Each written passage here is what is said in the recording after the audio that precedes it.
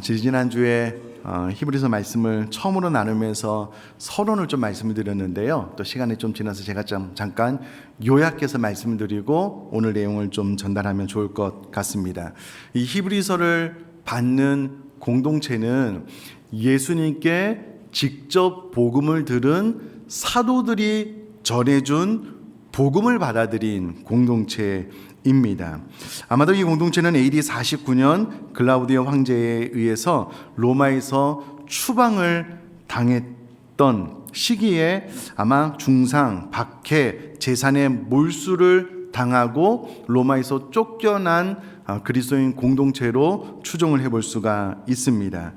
이들이 처음에는 예수 그리스도를 믿는 그 믿음 때문에 재산을 빼앗기고 어떤 환난과 핍박, 시련도 잘 감당을 해 왔지만 이것이 지속적으로 계속 반복하다 보니까 이제는 더 이상 이와 같은 시련을 이길 힘을 점점 잃어가고 있었던 공동체였음을 알 수 있습니다. 더 심각한 것은 점차로 더 상황이 악화되어져 가고 있는데 히브리서 12장 4절 말씀 보니까는요, 너희가 죄와 싸우되 아직 피 흘리기까지는 대항하지 아니하고 라는 언급을 통해서 이전에는 재산을 빼앗기고 시련을 당했다면 이제는 예수 그리스도를 믿는 이유로 피 흘리는 순교까지 당해야 되는 위기 상황 앞에 놓인 공동체이다라는 것을 알 수가 있습니다. 상황이 이러니 처음에는 모이기를 힘썼던 이들 가운데 점점 모이기를 피하는 이들이 생겨나게 되었고요. 심지어는 모이지 않는 것이 습관처럼 자리매김하는 위기를 만난 공동체였습니다. 이제는 내가 그리스도교회에서 돌이켜서 유대교로 돌아가면 적어도 유대인들로 인한 환난과 핍박을 받지 않을 수 있기 때문에 내가 이제는 신앙을 저버리고 유대교로 돌아가는 것이 옳지 않을까라고 갈등하고 있는 공동체입니다. 이런 위기에 처한 공동체에게 히브리서 저자는 구원을 등한히 여기면 안 된다라고 지난 시간에 말씀을 드렸고요. 오늘 본문에서는 정해진 죽음이 있고 그 후에는 심판이 있다라는 것을 분명하게 전해준과 동시에 히브리서는 계속해서 반드시 믿음의 경주를 잘 싸워 이겨야 된다라는 것을 권면해 주는 성경책입니다. 자, 오늘 본문의 내용을 좀 잠깐 살펴보고요. 오늘 본문을 통해서 우리가 받아야 될 교훈을 큰 흐름 가운데 말씀을 좀 드리도록 하겠습니다. 우선 제가 23절만 다시 한번 읽어보면요. 그러므로 하늘에 있는 것들의 모형은 이런 것들로서 정결하게 할 필요가 있었으나 하늘에 있는 그것들은 이런 것들보다 더 좋은 제물로 할지니라. 아멘. 하늘에 있는 것들의 모형에 대한 이야기가 나오는데요. 히브리서를 받는 수신자들은 율법 아래서 태어나고 율법 안에서 자라났습니다. 그들이 유대교에서 그리스도교로 개종하기 전까지는 율법이 그들의 생활의 전부였습니다. 그러니까 뿌리 깊이 율법을 지켜 행해야 된다는 생각이 많았고요. 율법의 핵심 가운데 하나는 제사였습니다. 제사가 진리로 받아들여진 그들이 이제는 예수 그리스도를 믿고 거듭나서 단번에 드려진 제사로 모든 제사법이 폐하여졌을 뿐만 아니라 이 땅에서 드려지는 제사는 저 영원한 천국의 모형일 뿐이다 라는 것을 전달해 줌으로써 그들이 다시금 유대교로 돌아가려고 하는 것이 잘못된 선택이다라는 것을 알려주고 있습니다. 23절 보면 하늘에 있는 것들의 모형이다라고 되어져 있는데요. 이 모형은 본, 견본, 본보기 이런 의미를 가지고 있습니다. 이 단어가 긍정적인 의미로 사용되었을 때는요, 모방할 만한 좋은 본보기라는 의미로 쓰여졌고요. 부정적인 의미에서 사용될 때는 피해야 될 경고의 본보기라는 의미로 사용이 되어져 있습니다. 자, 긍정적으로 사용이 되든 부정적으로 사용이 되든 이 단어는 모형입니다. 모형은 어떤 실체를 보고 만든 것입니다. 그러므로 본문이 지금 이 히브리서를 받는 유대 공동체에게 전해주려고 하는 핵심 사상은요, 지상의 장막 제사는 온전하고 완전한 것이 아니다. 그것은 저 영원한 천국의 모형으로 만들어졌을 뿐이고 제한적이고 불완전한 것이다 라는 것을 이 구절을 통해서 전달을 해주고 있습니다. 영원한 저 영원한 천국이 본질이고 이 땅에서의 제사는 그것을 모형 삼아서 만든 것이기 때문에 그것은 완전할 수 없는 것이다 라는 것을 말해주고 있습니다. 뿐만 아니라 24절도 제가 읽어보면은요, 그리스도께서는 참 것의 그림자인 손으로 만든 성소에 들어가지 아니하시고 바로 그 하늘에 들어가사 이제 우리를 위하여 하나님 앞에 나타나시고 라는 말씀을 통해서 우리가 이 땅에서 드리는 제사는 저 영원한 천국의 실체를 모형으로 만든 것인데, 그리스도께서는 참것 저 영원한 천국에 바로 들어가셨을 뿐만 아니라 이 참것 진실된 것에 그림자인 손으로 만든 성소에 들어가지 않으셨다라고 설명을 하고 있습니다.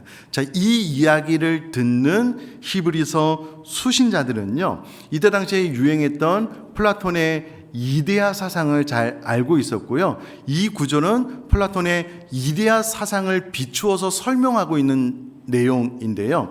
플라톤의 이데아 사상이 무엇이냐면, 이 세상에 눈에 보이는 이 모든 것들은 이데아라는 본질을 본따서 만든 모형일 뿐이라는 거예요. 그러니까 본질로부터 파생되어서 눈에 보이는 이 세상이 존재하는데, 이 세상은 참 것이 아니고 진짜가 아니고 저 이데아라는 원형적인 본질이 있다라고 이야기하는 것이 플라톤의 이데아 사상인데요. 이와 마찬가지로 우리 믿는 사람들에게는요, 저 영원한 천국이라는 본질, 우리가 다시 돌아가야 될 영원한 본향이 있고 이 땅에서의 삶은 화살과도 같이 빠른 나그네의 인생일 뿐이다. 우리들이 돌아가야 될 영원한 본향은 저 천국이다 라는 것을 또 제사와 빗대어서 설명을 하고 있다라고 생각을 하시면 좋겠습니다. 사랑하는 성도님들, 저를 한번 봐주시면은요, 우리가 이 땅을 살아가는 이 기간은 사람이 70이고 강건하면 80이고 요즘은 뭐 100세 시대라고 이야기를 하는데, 정말 화살과도 같은 빠른 삶이잖아요. 이 삶을 다 마치고 난 이후에는 우리들이 돌아갈 곳은 영원한 본향, 영원한 세계, 저 천국인 줄 믿습니다. 설마 이 세상이 진실이고 전부이고 또 진리인 것처럼 이 땅에서 영원히 살 것처럼 살아가는 사람은, 적어도 이 예배당에 참석하신 분들 가운데는 아무도 없는 줄 믿습니다. 그런 설명을 하고 있는 겁니다. 여러분, 우리가 암만 이 땅에서 오래 살아도요, 70, 80, 100, 150년을 넘기지 못하고 우리들의 호흡이 멈추게 되면 우리들의 영혼은 진정으로 돌아갈 저 영원한 본향, 저 천국에서 영원히 살게 될 것을 믿습니다. 이제 이런 이야기를 좀 하고 난 이후에 9장 25절도 읽어보면은요, 대제사장이 해마다 다른 것에 피로써 성소에 들어가는 것 같이 자주 자기를 드리려고 아니하실지니, 예수님의 십자가 사건의 대속은, 죄사함은 과거의 대제사장이 드렸던 불완전한 제사처럼 한 번 드리고 나서 다음에 또 드리고 또 드리고 그런 제사가 아니다. 한 번에 우리들의 모든 죄를 사하시고 구원하신 완벽한 제사였다라는 것을 이야기하고 난 이후에 26절에도요, 그리하면 그가 세상을 창조한 때부터 자주 고난을 받았어야 할 것이로되 이제 자기를 단번에 제물로 드려 죄를 없이 하시려고 세상 끝에 나타나셨느니라. 만약에 예수님이 불완전한 제사를 드렸다면 예수님이 이 땅에 태어나셔서 십자가를 지시고 부활하셨다가 또 일정 기간 시간이 지나면 이 땅에 태어나셔서 십자가를 지시고 부활하셨다가 올라가셨다가 또 이 세상에 태어나셔야 될 텐데, 예수님의 제사는 완벽한 제사여서 그럴 필요가 없었다. 단 한 번으로 온전하게 우리들의 모든 죄를 사해 주신 완벽한 제사다 라는 것을 설명을 해주고 있습니다. 자, 여기까지 정리를 해보면은요, 그동안 뿌리 깊은 유대교에서 자라난 율법에 묶여있던 그들이 율법의 제한성, 또 성막제사의 제한성, 완전하지 않은 것에 대해서 이야기를 하면서 예수 그리스도의 제사의 우월성에 대해서 설명, 이론적인 것을 다 설명하고 난 이후에, 여러분, 제가 생각을 해봐도 지금까지 적지 않은 시간을 환난과 시련을 버티고 견뎌오다가 이제는 지칠 대로 지친 거예요. 이제는 내가 더 이상 이와 같은 환난과 시련, 핍박, 재산을 빼앗기고 이런 어려움을 당하기 싫다. 그냥 유대교로 돌아가야 되겠다 라고 갈등하는 그들에게 유대교의 사상, 율법 가운데 폐기된 제사로 돌아가는 것은 잘못된 방법이 아니다라는 것을 이론적으로 설명하는 것만 가지고 그들이 그 갈등을 해소시킬 수 있었을까라고 생각을 해보면 저는 안 될 것 같아요. 안 될 것 같아요. 그래서 히브리서 저자가요, 강력한 한 방을 날림으로써 이 히브리서를 듣는 공동체의 정신을, 영적인 각성을 시키는 것을 볼 수가 있습니다. 자, 우리 27절 말씀은 너무나도 중요한 말씀이기 때문에요, 우리 한 목소리로 한번 같이 읽도록 하겠습니다. 시작. 한 번 죽는 것은 사람에게 정해진 것이요 그 후에는 심판이 있으리니. 아멘. 이미 여러분 오랜 시련으로 인해서 이 기독교 신앙을 포기하고 유대교로 돌아가려고 이미 그 갈등 가운데 배교한 이들도 있는 이들에게 뭔가 보다 더 강력한 한 방이 필요했을 텐데, 그 강력한 한 방이 무엇이냐면 한 번 죽는 것은 사람에게 정해진 것이다. 그리고 죽음 이후에는 심판이 있다. 이것을 기억해 내야지만 이 환난과 시련을 이어나갈 수 있는데, 풀어보면 이런 말씀인 것 같아요. 잘 들어라. 예수님께서 마태복음 10장 28절에 몸은 죽여도 영혼은 능히 죽이지 못하는 자들을 두려워하지 말고 오직 몸과 영혼을 능히 지옥에 멸하실 수 있는 이를 두려워하라고 말씀하셨다. 지금의 환난과 핍박과 시련을 견뎌내지 못하고 눈앞에 보이는 안이한 삶, 안이한 선택, 평안을 선택한다면 사람은 반드시 한번 죽게 되고 죽음 후에는 심판이 있는데 영원이라는 시간을 지옥에 보내게 된다. 그러므로 정신을 단단히 차리고 이 믿음의 경주를 잘 싸워 승리하고 이겨나가야 된다라고 이 구절을 통해서 권면해주고 있다라는 겁니다. 사랑하는 성도님들, 혹시 영원히 사실 수 있는 분이 계십니까? 없잖아요. 여러분, 역사 안에서 어떻게든 불로장생하려고, 아니 영원한 삶을 살려고 많은 시도들이 있었습니다. 몸이 좋다는 약초, 또 어떻게 하면 사람이 영원히 살 수 있을까라는 과학적인 실험들이 많이 있었지만은요, 그 모든 시도들은 죽음으로 실패했습니다. 이 땅에 영원히 살 수 있는 사람은 없다라는 거예요.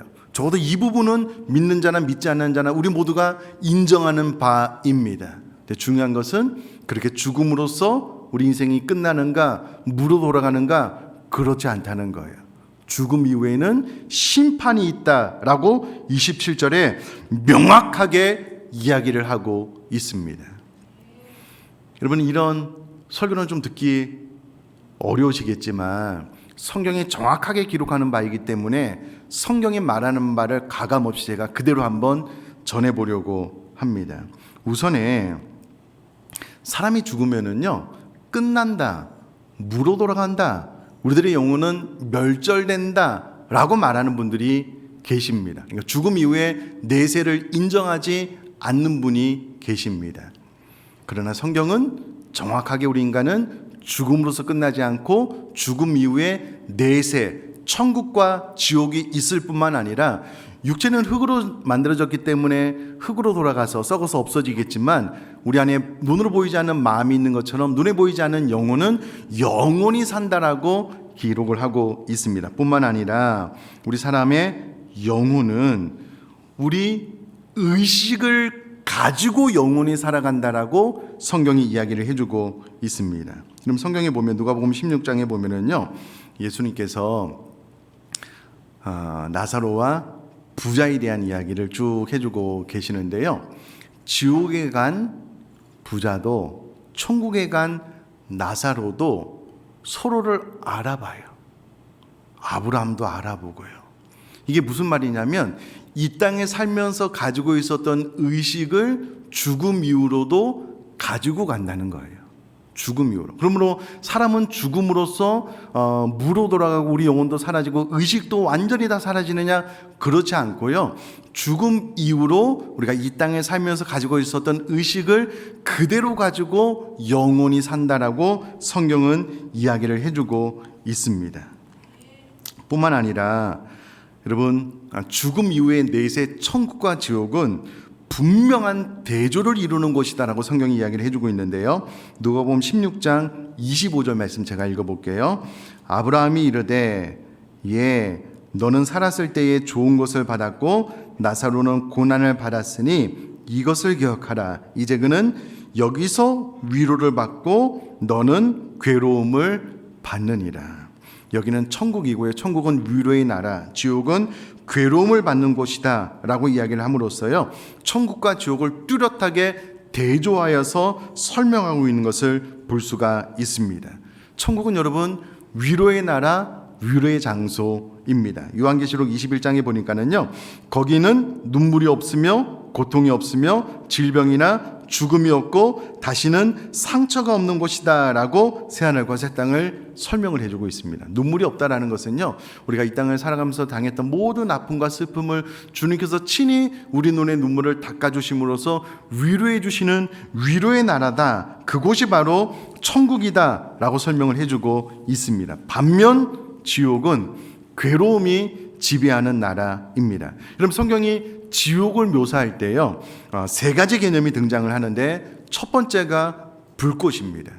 두 번째는 어둠이고요. 또 하나는 귀신들인데, 귀신들이 고통받는 곳으로 설명을 하고 있는데요. 지옥이 어떤 곳이냐면 불이 타고 있는 장소라고 성경이 명확하게 설명을 해주고 있습니다. 이사야 33장 14절 말씀 읽어볼게요. 시온의 죄인들이 두려워하며 경건하지 아니한 자들이 떨며 이르기를 우리 중에 누가 삼키는 불과 함께 거하겠으며 우리 중에 누가 영영이 타는 것과 함께 거하리요 하도다 라는 말씀을 통해서요, 지옥은 삼키는 불이 있는데 이 불은 영영이 탄다라고 정확하게 설명을 해주고 있습니다. 또한 요한계시록 14장 10절 말씀 보니까는요, 그도 하나님의 진노의 포도주를 마시리니 그 진노의 잔에 섞인 것이 없이 부은 포도주라. 거룩한 천사들 앞과 어린 양 앞에서 불과 유황으로 고난을 받으리니 라고 기록이 되어져 있습니다. 얼마 전에 유초동부 다세기를 할 때 제가 잠깐 말씀을 전했는데요, 그 지선아 사랑해 라는 책을 쓴 지선 씨에 대한 영상을 좀 잠깐 봤습니다. 그분의 간증의 풀 영상 본 책을 읽어보면은요, 세상에 이 땅에서 당하는 육체적인 고통 가운데 가장 큰 고통 중에 하나가 화상의 고통임을 알 수가 있습니다. 이분이 자동차에 불이 나서 온몸에 화상을 입고 치료하는 과정을 책이나 이제 영상을 통해서 이야기를 하는데요, 살이 막 지글지글 익은 거예요. 막 껍질이 벗겨지고. 치료를 받는데 사람이 서서 잘 수가 없잖아요. 그럼 병원 시트에 누우면은요, 그 짓이겨진 살이 시트에 붙어요. 일어나면은요, 이 살이 그냥 떨어져. 그럼 생사를 가지고 소독을 하는데요, 그 소독의 고통이 너무 심한 거예요. 차라리 죽었으면 좋겠다. 그 고통이 너무 심하기 때문에 그렇게 고백할 수밖에 없는 것. 이것이 화상의 고통인데, 지옥에 가면은요, 영원히 타는 불로 고통을 받는데요. 근데 죽지는 않는데요. 그러니까 이게 어떻게 사람이 말로 설명할 수 있는 고통의 범위가 아닌 거예요. 자, 지옥이 없으면 모르겠어요. 지옥이 없으면 상관이 없어요. 그러나 성경이 말하는 것은 지옥은 있는데, 지옥은 이와 같이 불로 고통받는 곳이다 라고 설명을 해주고 있다라는 거예요. 이동 목사님의 설교를 들어보면 이런 예화가 있습니다. 어느 군목이 전쟁에 나가기 직전 병사들을 앞에 놓고 마지막 설교를 하는 거예요. 이제 그 전장에 나가면 이 군인들이 곧 죽을 것이 불보듯 뻔해요. 그러니까 이 군목 목사님이 어떤 설교를 할까? 천국과 지옥에 대한 설교를 해야 되겠다. 어떻게든 한 명이라도 그 영혼을 구원해야 되니 간절한 마음으로 천국과 지옥에 대한 이 설교를 하다가 지옥에 대해서 이와 같은 설명을 했대요. 그랬더니 한 대위가 목사님을 놀리기 시작하는 거예요. 그러면 우리는 죽고 난 다음에 지옥에 가서 불고기처럼 지글지글 타겠네요. 하하하. 놀렸어요. 이때 이 군목 목사님이 이렇게 대답을 했대요. 대위님, 그 문제에 관하여 그렇게 염려하고 고민할 필요가 없습니다. 왜냐하면 대위님이 직접 경험하시게 될 테니까요. 이렇게 한마디를 했대요. 그럼 영원히 살면 상관이 없어요. 내가 영원히 살 수 있는 존재다 그러면 이와 같은 설교는 나와 상관이 없습니다. 혹은 죽음 이후에 천국과 지옥이 없다라면 또 이와 같은 설교는 나와 상관이 없어요. 그러나 내가 영원히 살지 못한다면, 그리고 죽음 후에 천국과 지옥이 있다면, 그리고 내가 이 땅에 살면서 성경이 기록된 대로 신앙생활을 잘하지 못하여 지옥에 간다면 이와 같은 고통을 당할 것이다라고 성경은 명확하게 기록을 해놓고 있다라는 겁니다.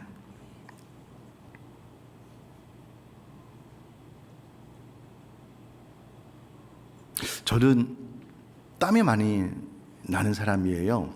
제가 이제 중학교 때 학교가 저 산 높은 곳에 있었는데 대부분 좀 일찍 나오면 이제 걸어서 가는데요. 좀 늦게 나오면 버스를 타야 됐어요. 산이 높은 곳에 있다 보니까 학생들이 그냥 버스 안에 가득 찼거든요.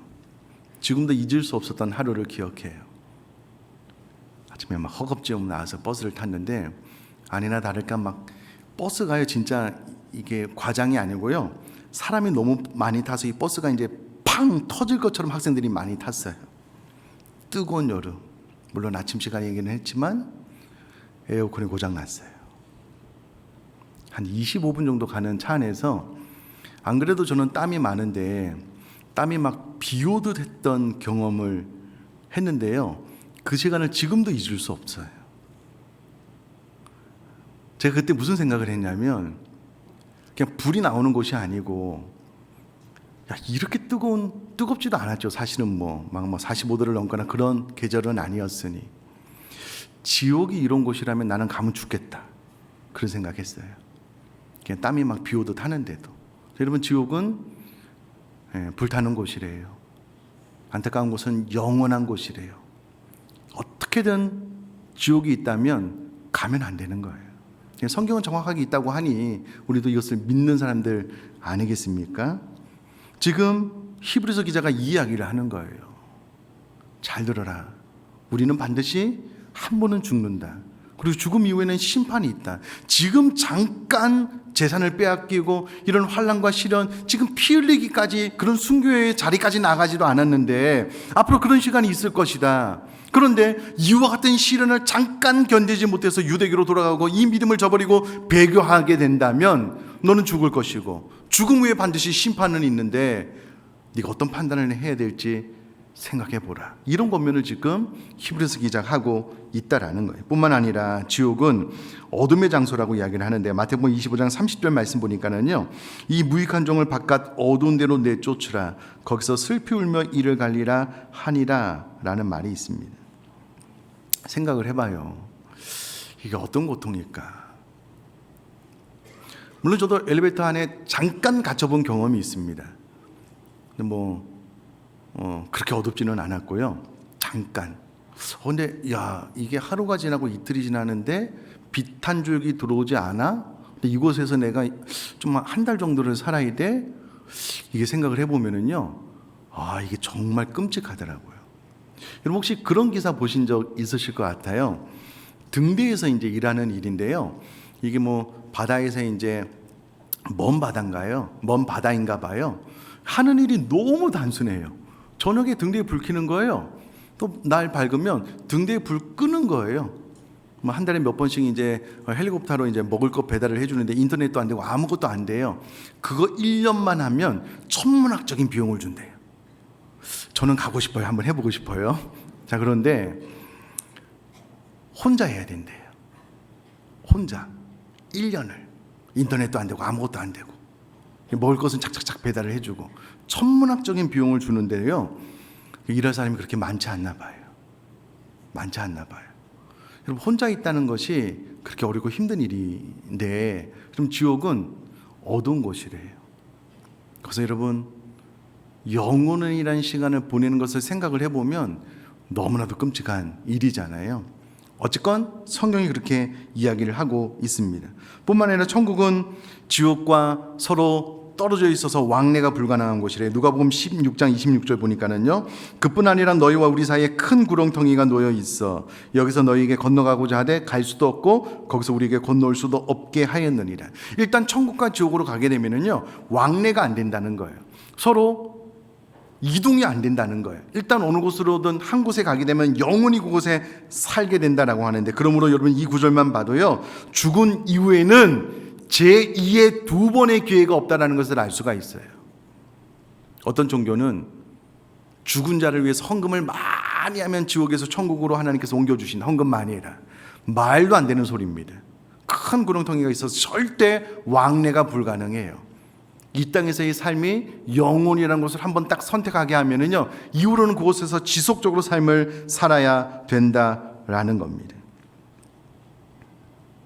귀신들이 고통받는 곳, 그곳이 지옥이다라고 성경이 정확하게 이야기를 합니다. 그러면서 이렇게 결론을 내려요. 28절 말씀 읽어볼게요. 이와 같이 그리스도도 많은 사람의 죄를 담당하시려고 단번에 들으신 바 되셨고, 구원에 이르게 하기 위하여 죄와 상관없이 자기를 바라는 자들에게 두 번째 나타나시리라. 아멘. 예수님께서 첫 번째 나타나셔서 이 땅에서 십자가를 지심으로 우리 죄를 대속하시고요, 구원을 완성하셨습니다. 그리고 예수 그리스도 믿는 모든 자에게 구원을 허락해 주셨습니다. 그리고 예수님께서 두 번째 재림할 것에 대해서 이야기를 하고 계십니다. 그때는 구원주와 더불어서 심판주로 오실 겁니다.